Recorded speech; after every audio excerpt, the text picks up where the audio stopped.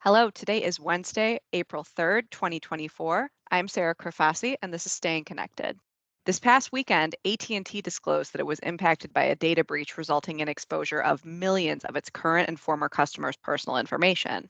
And today, I'm joined by Laura McDonald and Deb Bowling, partners at LB3, who will discuss what happened and how breaches can impact enterprise customers, which is, of course, a growing area of concern. Laura and Deb, thanks for joining me.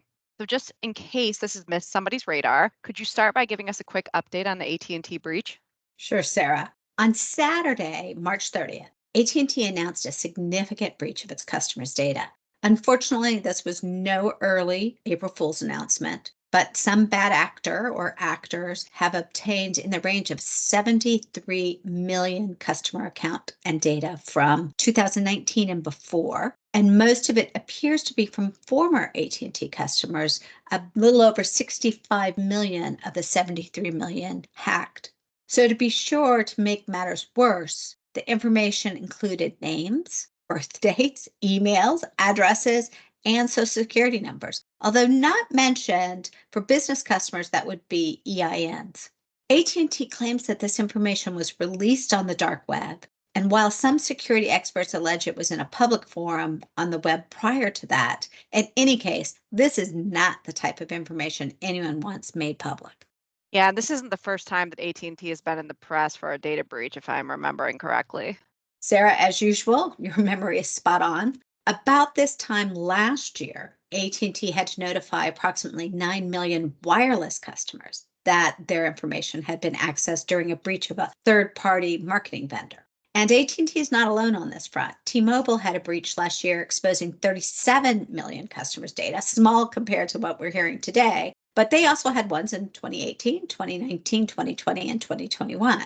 And I just recently saw reports that 63,000 of Verizon's internal employees had personal information compromised last December. And December must have been a big month in the breach world because Comcast telecom business said that hackers had accessed Xfinity customers' personal information. And based on a disclosure Comcast made, that was about 35 million user IDs that were impacted. Let's turn back for a moment to the AT&T breach. I find three things especially troubling about that recent AT&T announcement. First, AT&T admits the data is from 2019 and earlier and includes former AT&T customers. Why would AT&T keep personal information of its former customers for 5 or more years? A principle of privacy laws is personal information should be destroyed when it is no longer necessary for its purpose. Second, several sources, including CNET and cybersecuritynews.com, suggest AT&T may have been aware of the breach of this information for years. In 2021, a well-known threat actor tried to sell AT&T customers' names, addresses, phone numbers, social security numbers, and date of birth on a hacker forum. AT&T didn't acknowledge that 2021 incident as a breach. Instead, when these reports surfaced, AT&T was quoted as saying information about such a breach was fraudulent or from a third party. It may be a coincidence, but the alignment of the stolen data in 2021 and 2024 is alarming. For now, AT&T has not mentioned any link between the two incidents. Third, even if it's not linked, Troy Hunt, a well-respected cybersecurity blogger and CEO of I Have Been Pawned, first disclosed the AT&T breach on March 19th. More than a week before AT&T's announcement. Regardless of my frustration, AT&T may be held accountable. According to law.com, at least 10 class action lawsuits have already been filed. They generally claim the breach was a direct result of AT&T's failure to implement adequate cybersecurity procedures. Oh, well, that's pretty depressing. So I understand that AT&T has started notifying its affected customers that were part of the breach, as well as resetting passcodes, and that it's offering to start to pay for credit monitoring. Yes, and that's a good start, but frankly, the horse is out of the barn. And for enterprise customers, while AT&T has not stated whether or not the impacted customers are corporate or consumer, or even provided information as to the exact services purchased and involved in the breach, even if it is limited to consumers, it alerts the enterprise market to a security compromise that really needs to be taken seriously. AT&T is initiating its investigation and so far either doesn't know or is being somewhat, kind of understandably, circumspect about what it does know and when it found out. But it does have to give notice given the FCC's recent revision of its breach notification rules. So everyone should be on the lookout. Yeah, that's right. That's a good point. So the FCC just pretty recently updated its rules on breach notifications for telecom providers. And now they have to give notice of breaches that involve customer proprietary network information, or CPNI, as well as personally identifiable information, or PII. And they must notify the Commission, the Secret Service, and the FBI of these breaches, as well as affected customers if there's a risk of harm because of the breach.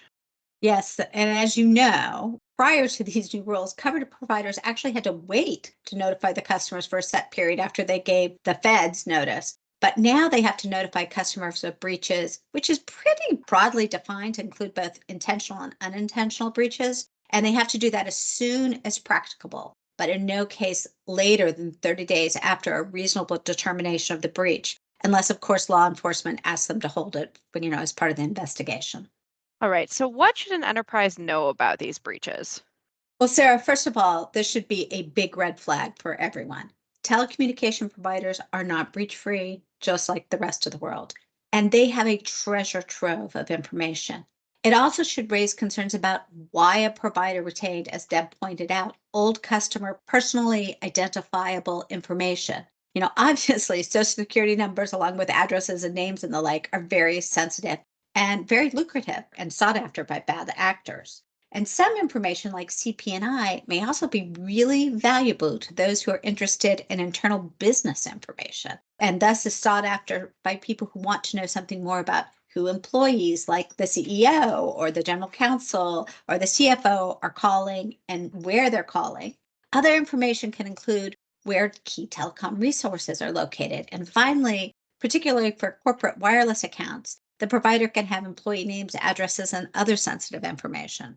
All right, so it makes sense as to why a hacker would go after that information from enterprises. But what can enterprises do going forward?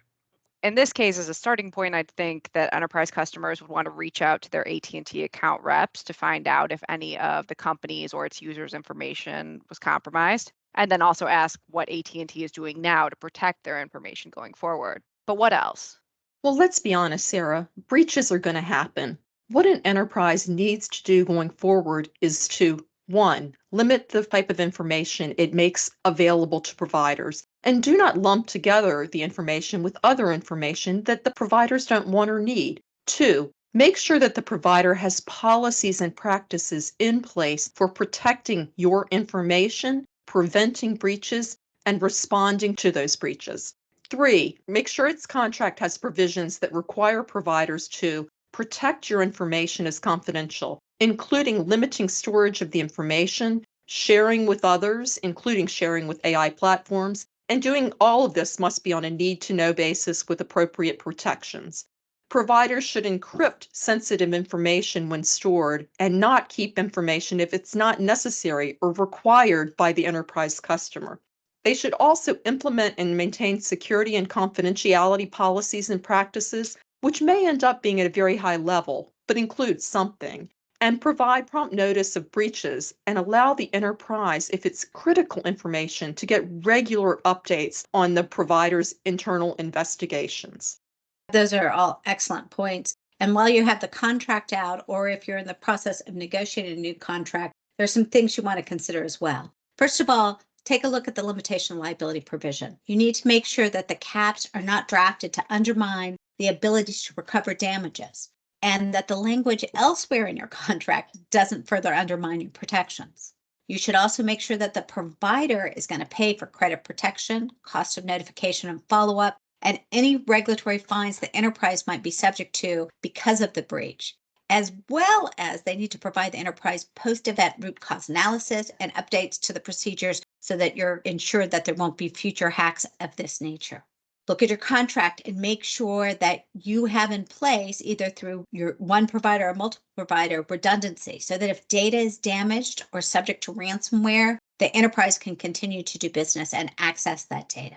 Confirm that the provider has destroyed or returned the confidential information when the contract ends, not just when Deb mentioned, as you go along, Many contracts have this obligation, but sometimes enterprises forget to actually exercise that right at the end if they have to exercise it. And of course, make it clear that if the breach is bad, it constitutes a right to terminate for cause or at least terminate or reduce services without liability.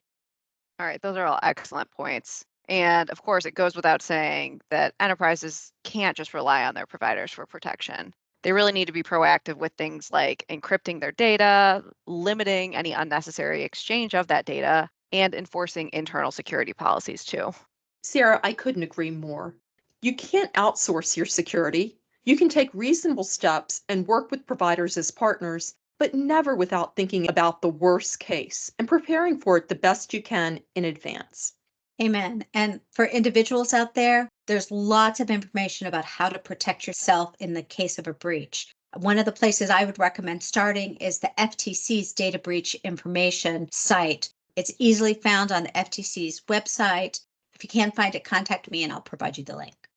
All right, that was a lot of great information. Thank you so much, Deb and Laura. And if you are interested in learning more about the latest AT&T breach or to learn about steps that you can take to protect your enterprise's valuable data, don't hesitate to reach out to Laura, Deb, or to any of the LB3 or TC2 professionals with whom you regularly work.